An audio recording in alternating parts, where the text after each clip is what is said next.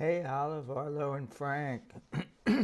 Grandpa's sitting here in the living room in Jack's Beach, and today we're going to dive back into the book of Exodus.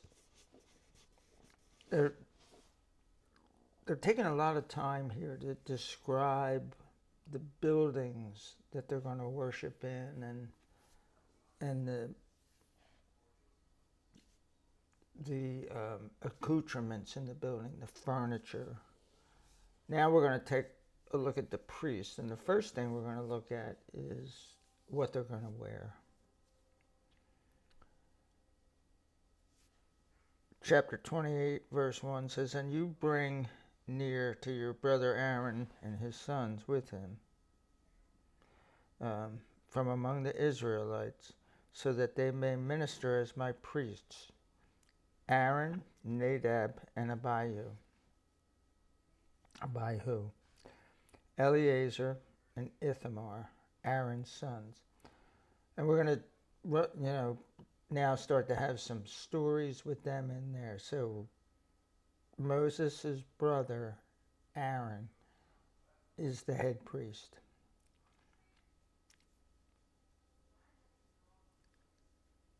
You must make holy garments for your brother Aaron for glory and for beauty. So it's not just like utilitarian. These are clothes that are supposed to be smart looking, sharp. You know, the kind of thing that when you come downstairs and your wife goes, "Oh, you look good tonight." That's how the priest is supposed to look, sharp. You are to speak to all who are specially skilled, whom I have filled with the spirit of wisdom, so that they may make Aaron's garments to set him apart, to minister as my priest. So there's going to be a whole bunch of priests, but the head priest, you're going to look at him and go, "Oh, this guy's special. He's the leader." And these people that are making this stuff, seamsters and clothing makers, various kind of clothing makers, it says that that's a gift that was given to them by God, and that they'll have wisdom how to make this happen. Now these are the garments that they're to make: a breastpiece, an ephod, a robe, a fitted tunic, a turban, and a sash. They are to make holy garments for your brother Aaron and for his sons, that they may minister as my priests. The artisans are to use the gold, blue, purple, scarlet, and fine linen. So let's see what all these things are. You won't be able to see this time. So a breast piece is almost like a vest. Let's see what it says here. The breast piece seems to have been a pouch of sorts, or to have had a pocket, since it was folded in some way and contained the Urim and Thummim. And we're going to be looking at that in a little bit, the Urim and the Thummim. So it's like a vest with a pocket in it. An ephod. The word ephod is taken over directly from Hebrew because no one knows how to translate it, nor is there agreement about its design. It refers here to a garment worn by the priests, but the word can also refer to some kind of image for a god. Yeah, I have no idea.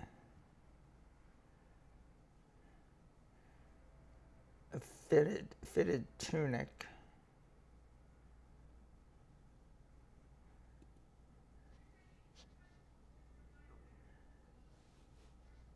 So it says the word, and I can't read it in Hebrew, which describes the tunic and which appears only in this verse, is related to a verb also rare of the same root. That'll be in verse 39, down the page a little, that describes making the tunic. Their meaning is uncertain. See the extended discussion and blah, blah, blah. A relaxed noun describes gold fasteners and the settings or mountings for precious stones. The word fitted reflects the possibility that the tunic is to be shaped by sewing so that it will fit tightly around the body. A turban, which is a hat, sort of a hat, and a sash, which is like what Miss America wears. The thing that says Miss whatever, Colorado, and then Miss America, that's a sash. They are to make holy garments for your brother Aaron and for his sons. They are to make the ephod of gold, blue, purple, scarlet, and fine twisted linen, the work of an artistic designer. It is to have 2 shoulder pieces attached to 2 of its corners so it can be joined together. The artistically woven waistband of the ephod that is on it is to be like it, of 1 piece with the ephod, of gold, blue, purple, scarlet, and fine twisted linen. So I think it's sort of a jacket of some sort, the ephod. You are to take 2 onyx stones and engrave on them the names of the sons of Israel, 6 of their names on 1 stone, and the 6 remaining names on the 2nd stone, according to the order of their birth.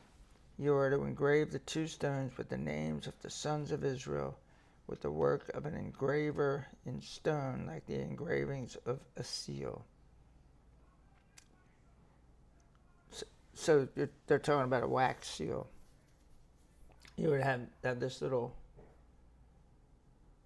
seal, but it could be made out of anything hard. It's some sort of rock or something like that. And it would have your initials in it or something, and then you would put hot wax to seal something, and then you'd stamp your seal into it, and it would show that it belonged to you. And to open it, you had to be allowed to. So if somebody goes, okay, I want you to take this to the king and give it to him, and it's sealed, then the king gets it, it better still be sealed. Like the dude that took it over there better not, like, I want to see what this says.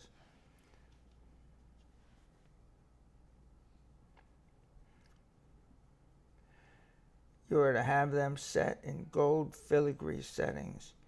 You are to put the 2 stones on the shoulders of the ephod, stones of memorial for the sons of Israel, and Aaron will bear their names before the Lord on his 2 shoulders for a memorial.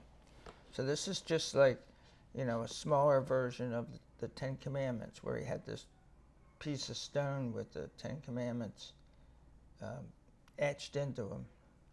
Well, these are small stones that you put in like a vest pocket. You are to make filigree settings of gold and 2 braided chains of pure gold like a cord, and attach the chains to the settings. You are to make a breastpiece for use in making decisions, the work of an artistic designer. You are to make it in the same fashion as the ephod. You are to make it of gold, blue, purple, scarlet, and fine twisted linen. It is to be square, when doubled 9 inches long and 9 inches wide. You are to set it in a setting for stones, 4 rows of stones, a row with a ruby, a topaz, and a beryl, the first row. The second row, turquoise, a sapphire, and an emerald. Third row, a jacinth, an agate, and an amethyst. In the 4th row, a chrysolite, an onyx, and a jasper. They are to be enclosed in gold in their filigree. So there's 12 of them, one for each tribe, 12 sons. And they stand for the individual tribes.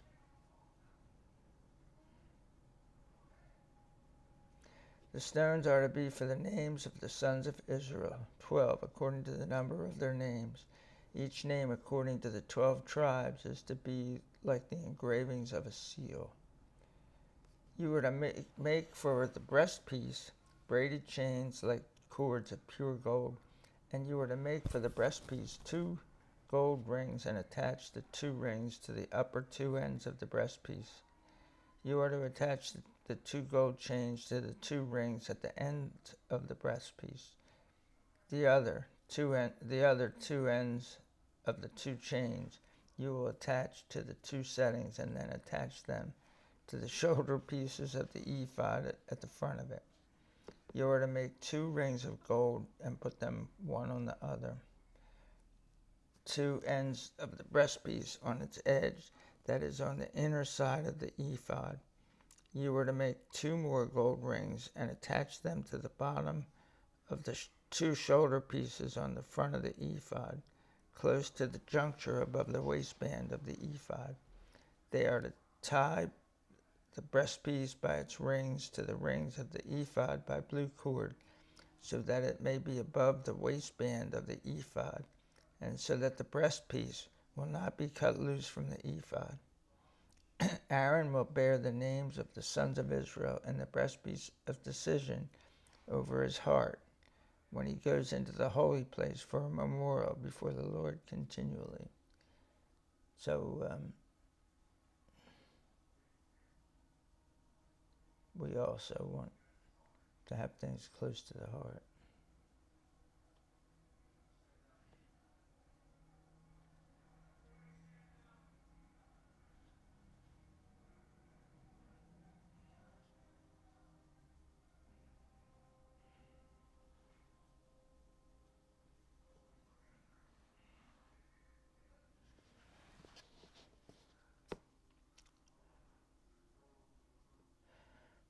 They are to tie the breastpiece by its rings to the rings of the ephod by blue cord, so that it may be above the waistband of the ephod, and so that the breastpiece will not be loose from the ephod. Aaron will bear the names of the sons of Israel in the breastpiece of decision over his heart when he goes into the holy place for a memorial before the Lord continually. You are to put the Urim and Thummim. So let's see what it says about that.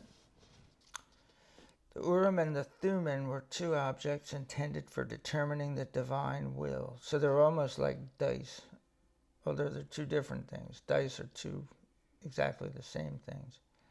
There is no clear evidence of their size or shape or the material of which they were made, but they seem to have been familiar items to Moses and the people. The best example of their use comes from 1 Samuel 14. Some have suggested from the etymologies. Etymology is like the background of the word, like where the word came from and how it evolved. That they were light and dark objects respectively, perhaps stones or sticks or some other object. They seem to have fallen out of use after the Davidic period. So that's the time when King David comes along, which is several generations after the story that we're looking at now.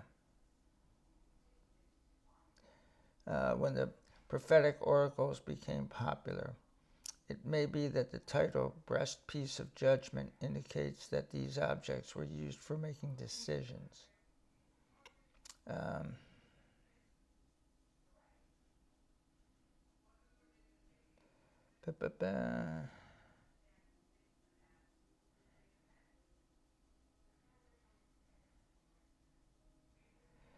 Yeah, that's sort of like rolling dice and saying, okay, well, if it comes up snake eyes, then we're going to do this, and if it comes up a 3, then we're going to do this, and so then you roll the dice and you do what it says. The difference here is that when they do whatever it is they would do with these things, God was making the outcome. That's how they knew it was God's will, because they would, you know, cast these two things on the ground or put them out there, whatever it is that they did, they would just,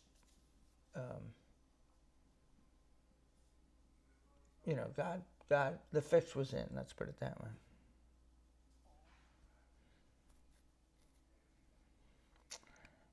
They are to be over Aaron's heart when he goes in before the Lord.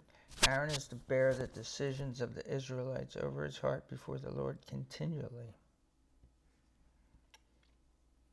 So, right over his heart, there's 12 stones, so that the 12 tribes of Israel are on his heart. And then the decisions of the Lord, the Urim and the Thummim, they're on his heart. You are to make the robe of the ephod completely blue. There is an opening in its top, in the center of it, with an edge all around the opening, the work of a weaver, like the opening of a collar, so that it cannot be torn. You are to make pomegranates of blue, purple, and scarlet all around its hem, and bells of gold between them all around. The pattern is to be a gold bell and a pomegranate, a gold bell and a pomegranate, all around the hem of the robe. The robe is to be on Aaron as he ministers, and his sound will be heard when he enters the holy place before the Lord, and when he leaves, so that he does not die. So here's the thing. I think it's the Day of Atonement, he goes in to the Holy of Holies, and I think it's the only time of the year that he goes in there. Nobody's allowed to go in there, so they put bells on him, and they tie a rope to him. And while he's in there, he's supposed to continually make sure that you can hear the bells. So if he's walking, they can hear him. But when he's not walking, he needs to every once in a while, shake himself a little bit to make the bells ring. Because if they don't hear the bells, and they can't talk to him, he has to be 100% silent. If the bells stop ringing, they just pull on the rope.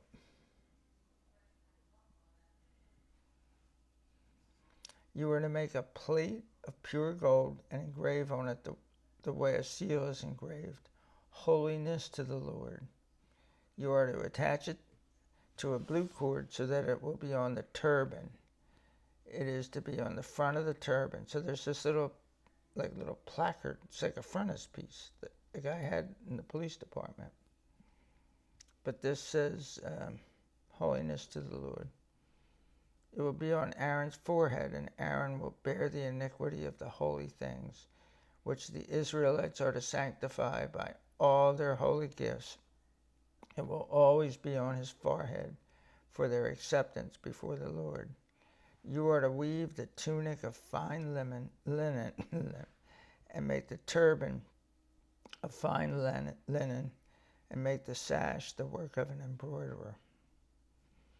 For Aaron's sons, and we're going to see that there's not a lot of description of what they make for the sons. For Aaron's sons, you are to make tunics, sashes, and headbands for glory and for beauty. You are to clothe them, your brother Aaron and his sons with him, and anoint them and ordain them and set them apart as holy. So anoint them means to anoint them with oil, and it was actually pour olive oil on their head and let it run down around them. It's like foreshadowing the Holy Spirit enveloping you.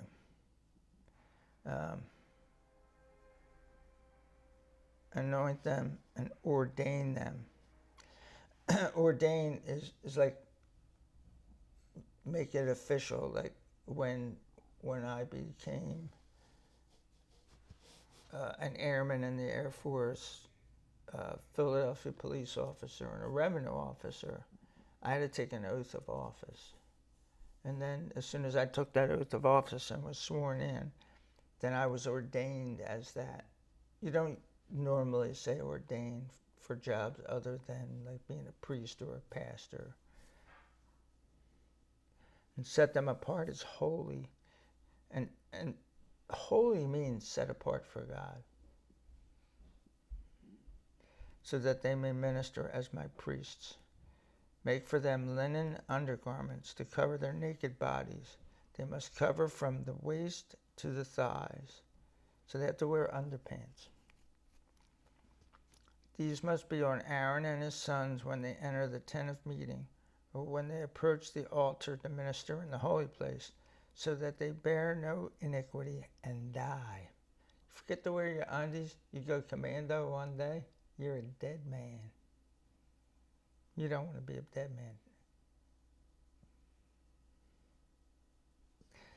man. It is to be a perpetual ordinance for him and for his descendants after him. And next time we're going to take a look at the setting aside of Aaron and his sons to do the priestly work. Anyway, till then, peace out.